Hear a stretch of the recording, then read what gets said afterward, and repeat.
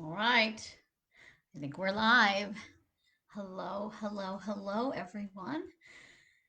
I am coming to you live like I do every single week to share what I hope is inspirational and uplifting and helpful advice and support wherever you are in your life. And many of you are in the throes of trying to bring a baby through and into the world. And so you're on the trying to conceive journey.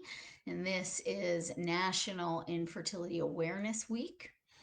And so I wear orange because I stand in solidarity with all of you. And I wore orange for a Facebook Live or Instagram Live I did last night with Dr. Murphy, talking about, we just did a live Q&A to best support all of you. So if you haven't watched that, it's really great. It's on my channel here on Instagram, Facebook. You guys can pop over and watch it on Instagram. We'll also put it up on YouTube. And yeah, today it's just important for me to come to you and I wanted to talk about what something it's the first chapter of this book of my book, Yes You Can Get Pregnant, which has become and has been for many years an Amazon bestseller in the women's health and fertility space and has served multiple thousands of women. So I think like 40, 50,000 women have gotten this book, and we get tremendous feedback from women all over the world about how helpful and supportive this book and things like this that I do on a regular basis to support the community have been in their journey. And something came up. We sent an email out to our email list yesterday. Um, and you guys probably saw the post on social media, on Instagram and Facebook. And the title of this live is You Are Not Broken.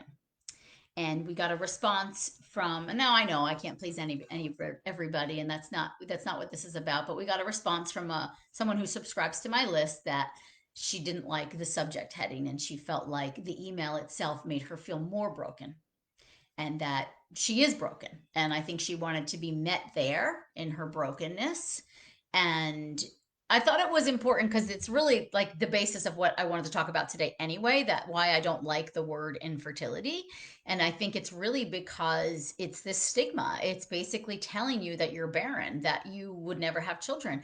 And that's just not the case for most women on the fertility journey. I know where you are at right now, you feel that way. You feel broken, you feel infertile because there's been no proof otherwise, right? So I understand that as a clinician for 17 years working with women in this field.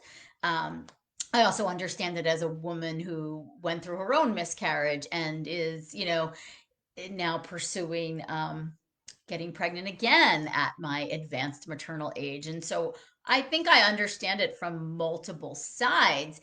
And when I say something like, I don't like the word infertility or you are not broken, I think it should be, I want to clarify where I come from when I say that.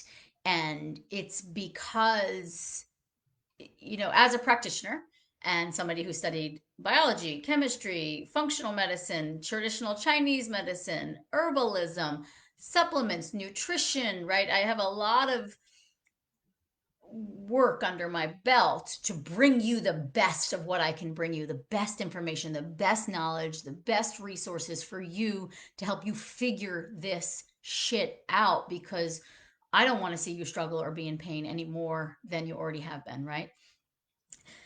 But so where I come from when I say things like you are not broken or I hate the word infertility, it's because I truly, in my core, in my heart of hearts, and in my medical knowledge, do not believe you are broken. I do not believe you are infertile. And that's not because I live in some freaking bubble la la land. It's because I've been in the dirt with you guys and the research and the doctors and the success and the stories of hope for, like, if you count my clinical study years, for literally over 20 years. So I don't think you're broken. I actually think you're fixable. if you will. And I know maybe that's the opposite way of saying that you're broken, but like, and I wouldn't even use the word fixable because I don't think you're broken. I would use the word, I think your fertility is, I talk about this in this book. I break it down for you so crystal clear. So for the people that I feel judged by, who are telling me that I am being insensitive to the community when I say things like you are not broken or the word infertility sucks, I don't think you've taken the time to really understand where I'm coming from. So I'll say that. But I do say in Yes, You Can Get Pregnant that I would rather you look at this as your fertility is on a spectrum, right? And so right now you might be over here on the not so fertile side of the spectrum, but you can move into the more fertile aspects of the spectrum. Some women need to move like 2 notches and boom, shit happens. They get pregnant, right? Some women need to move 8 or 10 or 12 notches. And then the boom, the shit happens. And some women need to go through fucking 10 years of this nonsense and some one. I don't understand all that and I don't judge it. And I do honestly get very spiritual about that side of things because I do trust in the timing of our lives and I do trust that we are always where we're meant to be. I don't like to see the suffering. It absolutely sucks. But I also don't like the labels. I think labeling ourselves as infertile or broken is not helping the situation. What my job, and I actually was in my private group just before and I was talking about this topic because this email has obviously like it's triggered me a little bit, but more in a way of like I feel like I'm so sensitive to the topic. I'm like my heart and soul is in this with you guys. Am I fully in understanding of what you're going through? No. Because have I been on a fertility journey for 7 years with no baby? No, I haven't. um but I feel like I've been in the dirt enough to really see and understand the hell that this struggle can be, and that I'm there, I think, with a helping hand. But even the title of this book, I got flack for this, right? Yes, you can get pregnant. There's a lot of women that find offense in this title because they're like, but I can't. But I entitled that for a reason, and the reason is really to challenge the stigma, challenge the infertility word, this unexplained infertility or whatever diagnosis you have, to challenge it, because I have seen things radically shift for women that were told they could never have children, for women that were told that donor egg was their only option, or adoption was their only option, or surrogacy was their only option, or they were never going to be mothers, or they could never fix their PCOS or their endometriosis or their premature ovarian. Now they changed the word insufficiency instead of failure, because it's not a failure. Because for some reason, these women get diagnoses of premature ovarian failure. They just changed the word to POI instead of POF because guess what? Because they're realizing it's not a failure. You're actually turning things around.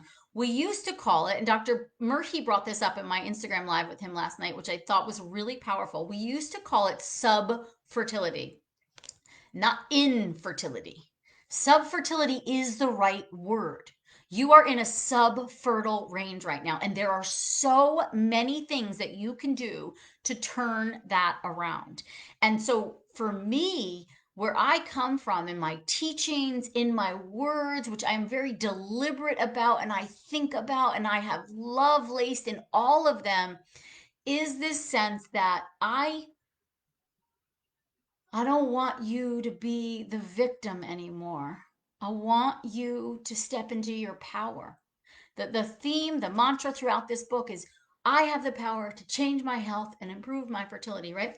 Your fertility is an extension of your health, and there is a ton of things that you can do to turn that around.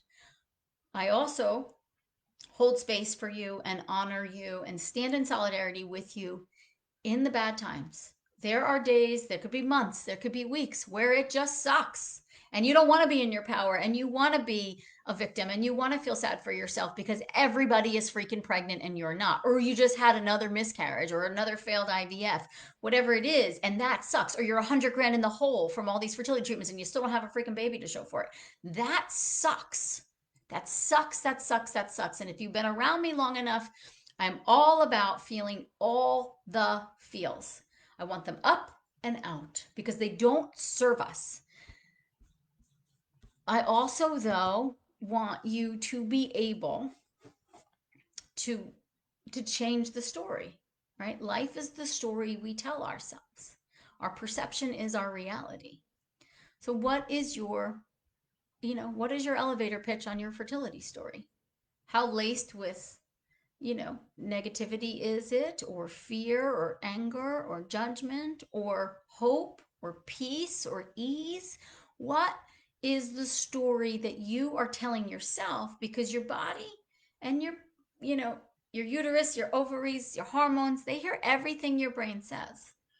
So chances are the story you're telling about yourself out there in the world is also the same story that your body is hearing. And that's also why I wrote my third book, Body Belief. I really talk a lot about that. And yes, you can get pregnant too. That there's a whole chapter dedicated to the mental emotional piece of like, how can we unpack this? How can we tell a different story while still honoring what we've been through? The whole thing sucks. I never wished for any of you guys to be here. I never wished to have a career, write books about helping women get pregnant, and in fact, like, that's to me, this is like, I'm in solidarity with you, and I'm gonna turn the story around for you, because yes, you can do this. And maybe the better title would have been, yes, you can be a mother. And there's a million ways to get to motherhood. And I think that too. And I talk about that though in the book, but it is, you are not broken. And I don't believe you are infertile. You potentially have subfertility, right? You have some hormonal imbalances, which we know can be fixed. Maybe you have some inflammatory conditions, which we know can be helped. Maybe you have a diagnosed condition like endometriosis or PCOS or premature ovarian insufficiency, or maybe you have high FSH or low AMH. Maybe you have all of them. Maybe you have some of them. Maybe you just keep having repeated failed IVFs and you have no freaking idea why. Um, Bad sperm, like whatever it is. I'm not saying that we don't uh, like own, if you will, those diagnoses, but that we also learn, okay, what can I do? What can I do right now to better support myself instead of giving all my power away? And that was really the impetus behind this book, was the fact that what I saw day in and day out in my clinic in New York City when I was working, I would work 4 days a week in both my clinics and see upwards of 60 patients a week, and 80% of them were women trying to get pregnant. And what I saw every day for 10 years straight was women who were handing away their power, women who were hanging their hats on their lab work. My FSH is this, my AMH is this, my doctor says this is my only option. There's nothing else I can do for myself. And they felt helpless, they felt hopeless, and they were on like the hamster wheel of the trying to conceive journey, which I know many of you guys know exactly what that feels like, exactly what that looks like. And I wanted to just scream from the rooftops of this thing of like, yes, though, yes, you can get pregnant. Yes, yes, you're in this challenge right now and you have this diagnosis, but you're so much more than your lab work. You're so much more than your diagnosis, and you're so much more than your fertility story, right? You're so much more than your fertility story. And can we get you back to who you were before you had this story? Can I get you back to living your life from a place of joy and expectation and hope and trust that like the things you need are coming to you at the exact right time? So again, I do not think that you are broken. I also think that you deserve the right support. And if you have doctors that are constantly reminding you of the fact that you are broken, or you're infertile, or that you um, are never going to succeed at this, to remember that it's your time, it's your money, it's your energy, it's your resources. Choose another doctor, find someone else, or find a support system with people who are like you, who understand you, and who are cheering you on. And instead of going down the Google dark holes of all the women who never get pregnant with an FSH over 16 or 25 or 60, or an AMH under zero point 0.4 or whatever, why don't you start looking at some of the stories of hope? Because there's a lot of fertility around you. And that might be hard to embrace right now because you are the one who feels broken and infertile. But if life is the story we tell ourselves and perception is reality and our body does hear everything our brain says, then I beg of you to ask yourself the question, how does my current loop, the story I'm telling in myself, in my head, in my body, to people, how does that serve me in moving the ball forward? How does that serve me in moving in the direction of my dreams of growing my family? And this isn't, nobody's to blame. That is the last thing I'm saying here. It's more just how can I better support myself? And that's really what I try to provide to all of you guys and to myself and to my team. Um, how can I better support myself? So I can tell this story because maybe does it make me feel good to tell this story? I think that's a really valid question to ask yourself. Does it feel good to live in this story of being infertile and broken? Does that feel good? Or does that make me sad, mad, angry, pissed off, rageful, all the things? What is it? And I would love for you to get clear on that. But you might not even know what it feels like to feel good anymore because you feel so sad and upset and broken, right? So, but to sit with that, like, does this story feel good to me? Or am I ready to move on?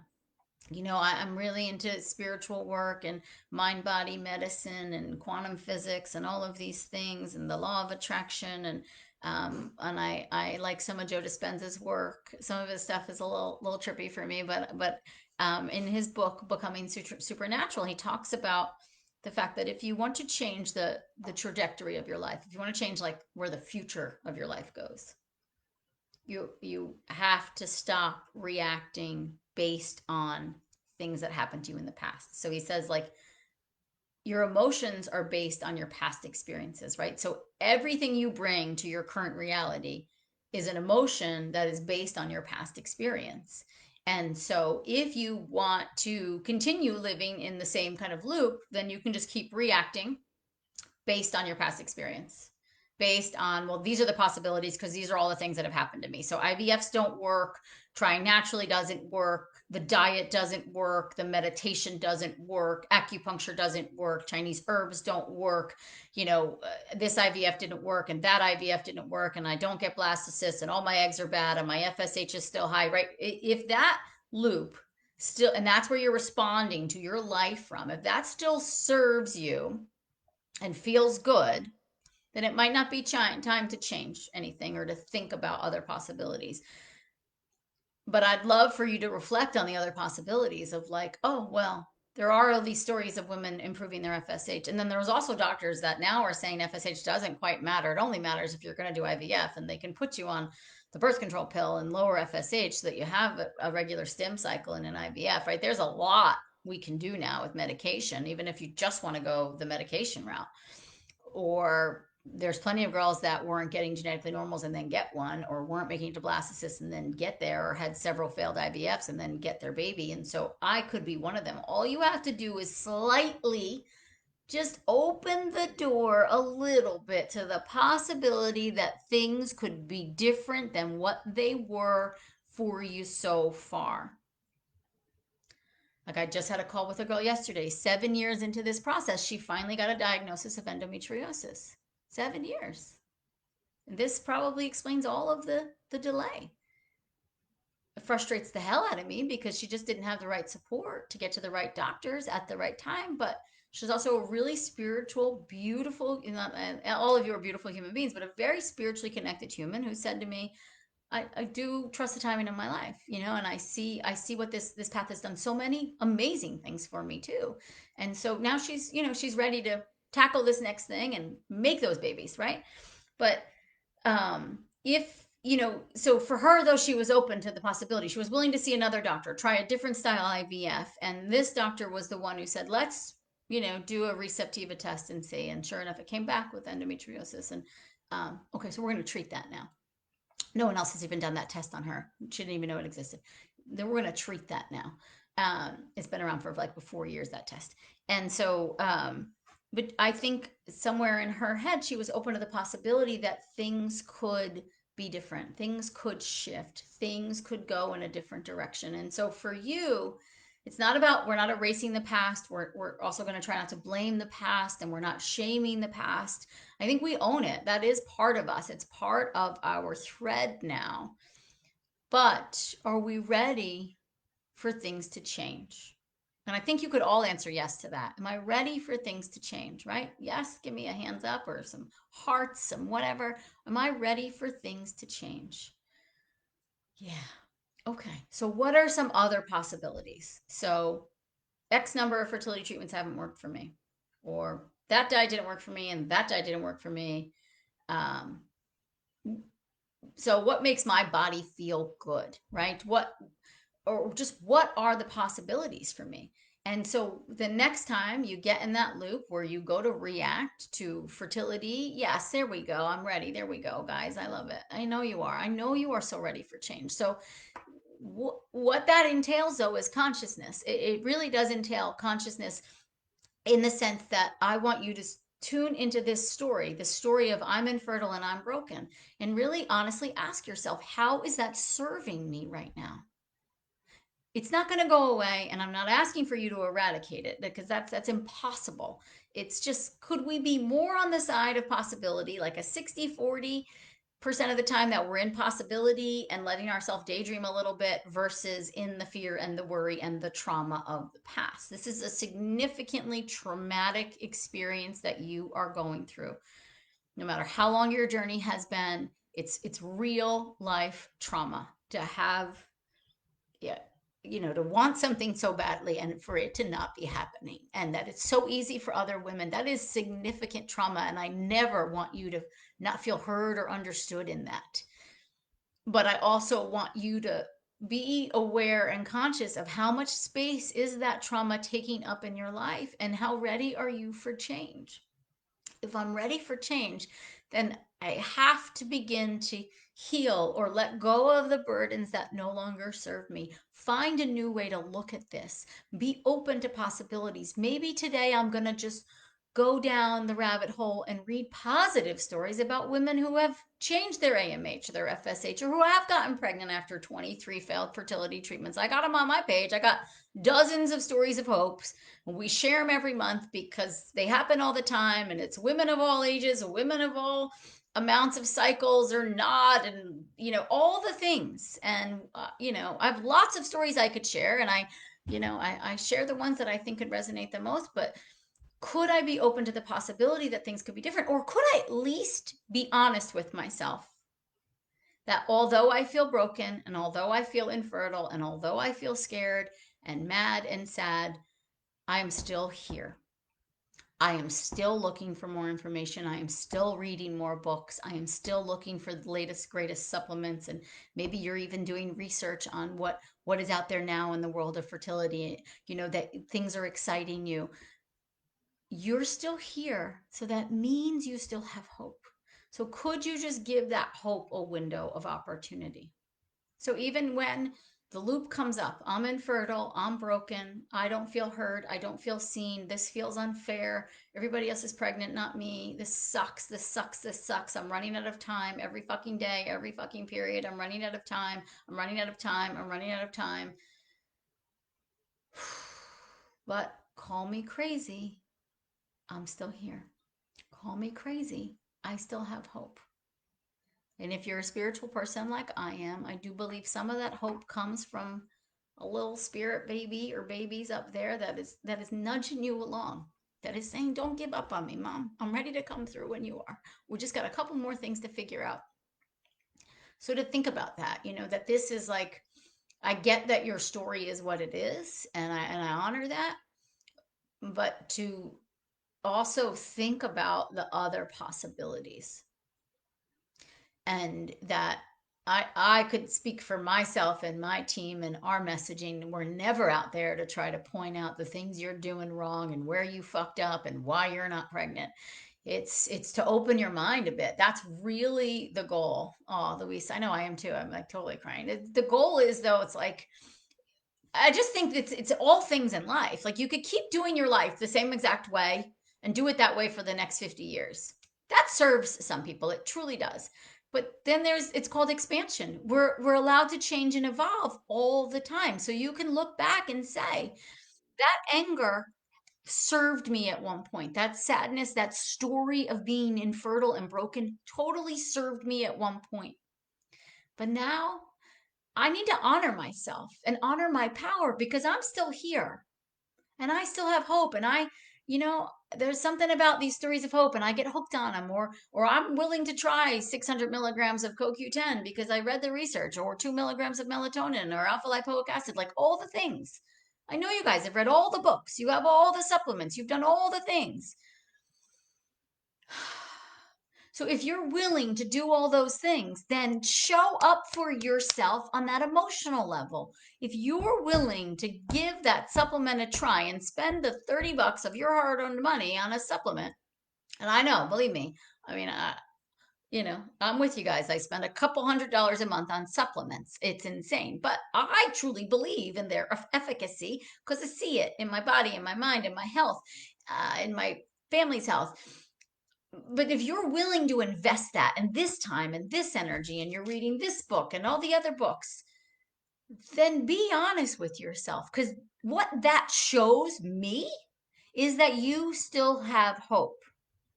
And I am not dishonoring you by asking you to step into that hope more than you're in the story of failure and infertility and brokenness.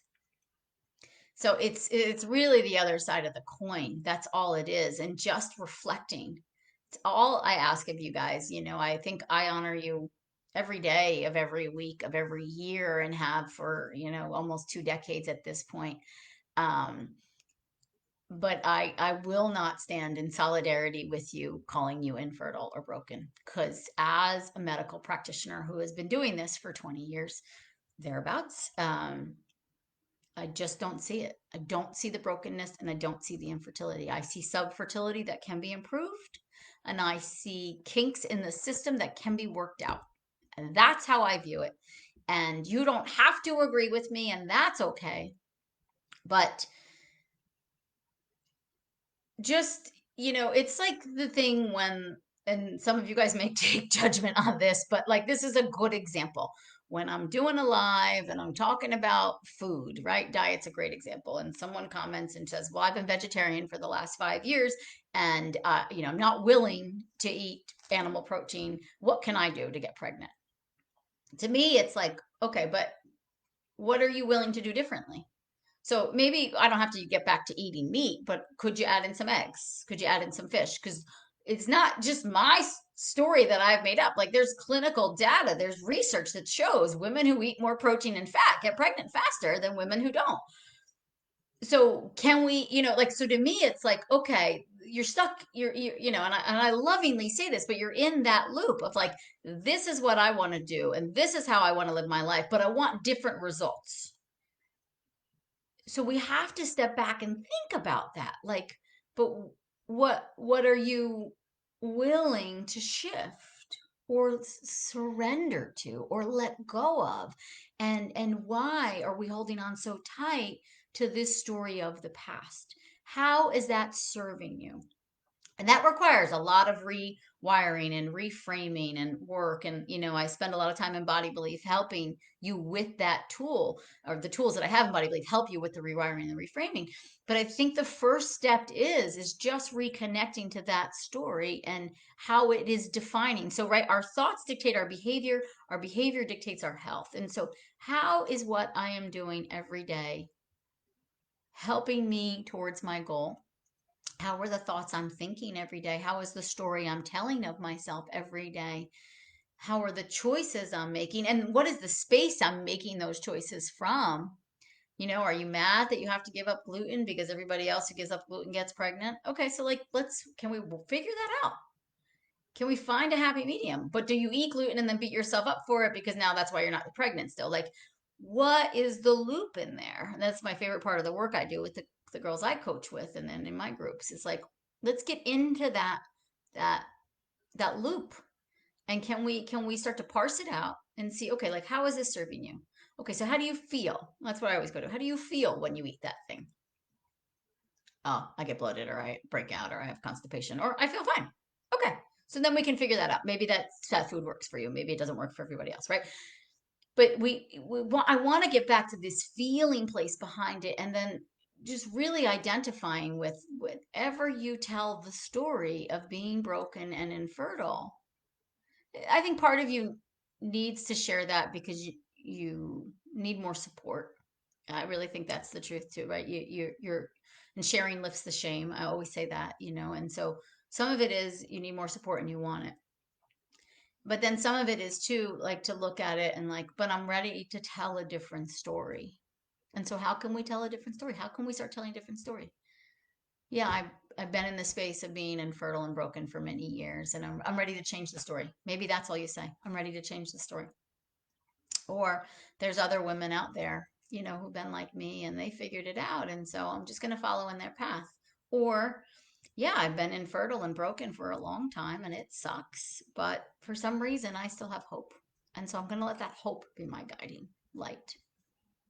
And I know time is running out and I know I'm getting older and I don't really think, I mean, obviously there's a finite amount of time till when we can conceive, but it's getting later and later, and I mean, I think women, we're doing it for a long time, well into their 40s for decades and decades and decades and millennia, if you will. But um, I think there's some reworking around that from a medical perspective too. And there's really cool data right now coming out showing this is another thing, and I'll do it for another time, but showing that there's a big difference between physiological age and chronological age, depending on how you live your life, which is the whole theory of epigenetics. And so, and obviously that's been the basis of my work for literally 15 years.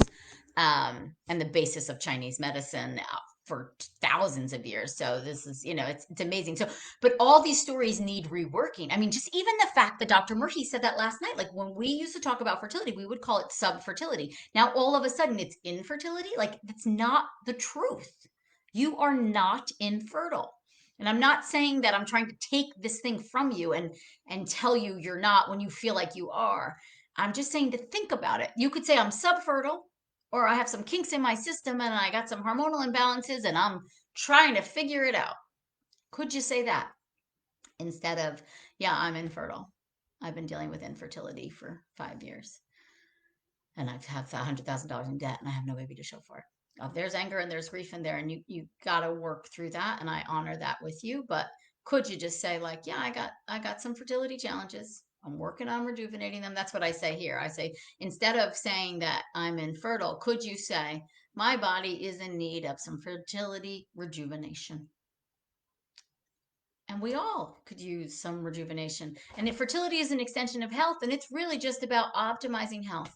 And health is mental, it's emotional, it's physical, it's nutritional, it's all the things.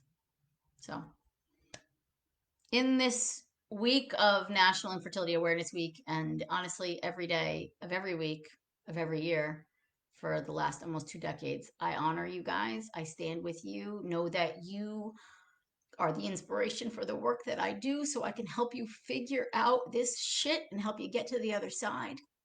And if I had a magic wand, I would wave it and none of you would ever be in this space. So please know that at the root of all the work I do is really for you and to uplift you and to inspire you and to give you solid information that is medically sound and based, because that's what you deserve, because there's a lot of freaking nonsense out there and I'm sure it's overwhelming. So with that, I'm going to go. I love you guys and I'll see you next week. Thank you. Thank you. Thank you.